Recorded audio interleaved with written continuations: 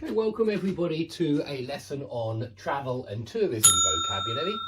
So we're going to start with accommodation, then we're going to move on to town, and then we're going to move on to the airport. And I'm going to quickly grab my coffee. So accommodation is uncountable. That's worth remembering first of all. So you very often see accommodation being used without an article because it's uncountable. But of course, when you're talking about accommodation, you mean a hotel room, an apartment, a chalet, and all of those are countable, certainly. And so these are different types of accommodation. Accommodation can mean anywhere that you stay. It could mean any one of those three. It could certainly be a campsite, a bed and breakfast. It could be any of these things. And you get different types of accommodation. Self-catering means that you cook for yourself, yeah? Nobody cooks food for you. Half-board means that you get some of your meals. I think it's usually breakfast and dinner, or breakfast and lunch, but I think it's usually breakfast and dinner. I actually can't remember. I haven't stayed at a hotel half-board for a very long time, and it's usually at a hotel. Full board means all three meals, yeah, included in the price. And so half board means two of the meals. Full board means all three meals. I think half board's usually two meals and not one, but do check. Don't take my word for it. Don't book a holiday half board thinking it's two and then it's only one. Do check. But yeah, that's, I think, two meals. That's all three meals included, breakfast, lunch, dinner. And all inclusive is where it's not just meals that are included. Very often all drinks are included. You know, it may not be all drinks. There may be some more expensive drinks that aren't included, but all inclusive means, yeah, your beer, your wine, your all three of your meals, certainly. Even snacks, you know, you can often go up and get a burger or a hot dog when you're all inclusive and it's not charged. And, you know, everything else is included as well. I recently went on an all-inclusive trip to a hotel in Bulgaria. It was fantastic. In fact, I really enjoyed it. And as part of the deal, you got free entry to the water park, which was right next to the hotel. And so that was certainly all inclusive, but it included even, you know, the aqua park. So all inclusive is the most expensive, and certainly it includes more. You know, you get a very good price with all inclusive, especially if you are going as a family. And we talk about a package tour, which is where, you know, all of these can be on a package tour, all four of those. But a package tour just means that the whole holiday is sold to you. The flights, the hotel, the transfer to the hotel. Yeah, transfer from the airport to the hotel.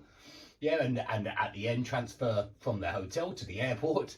And so that was all included that's very often, I think it has to be included in any package tour. Usually transfer is included, flights and the hotel, okay, and accommodation.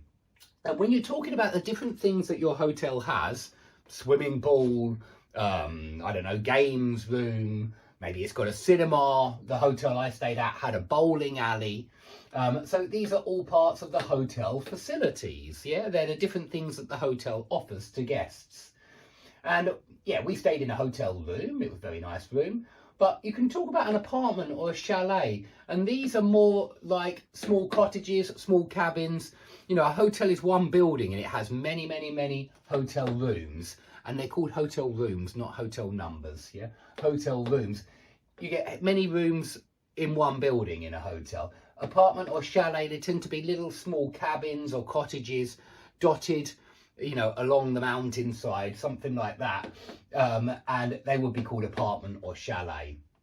Okay, bed and breakfast is a UK thing. I don't think you get them in other countries.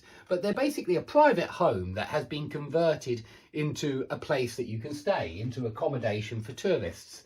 And very often they offer a bed and they include breakfast in the price, which is why we call them B&B or bed and breakfast. I don't think many people use them nowadays, or I haven't stayed in a bed and breakfast for a very long time. But there are still a lot of them around in the UK. Campsite is where you put up a tent or take down. That would be the opposite of put up, guys. Remember that put and take are very often opposites, aren't they? Put something in your pocket, take something out of your pocket. Put up a tent, take down a tent. Put something on the wall, take something off the wall. put something on, take something off. Okay, so in a campsite you stay in a tent or maybe a caravan, which is one of those homes on wheels. Yeah, very often you tow your caravan behind your car, but yeah, they can be very nice caravans, and they're very popular here in the UK. I noticed lots and lots of houses have caravans outside them, so people do stay in caravans quite often here, and that's usually at a campsite. Okay, so they're all the different places that you can stay. That's all accommodation. Well, if you're staying in a town, you could describe the town in these ways. You could say that the town is steeped in culture, history, tradition. All three of those nouns, tradition as well, works very well with steeped in. They collocate with steeped in, yeah, steeped in tradition, history, culture. To say that there's lots and lots and lots of culture or history or tradition in that area. You could also say that the place was crawling with tourists or teeming with shoppers. These phrasal verbs, yeah, they're usually found in the continuous tense. It's worth remembering. They just mean that there are lots and lots of some usually a group of people.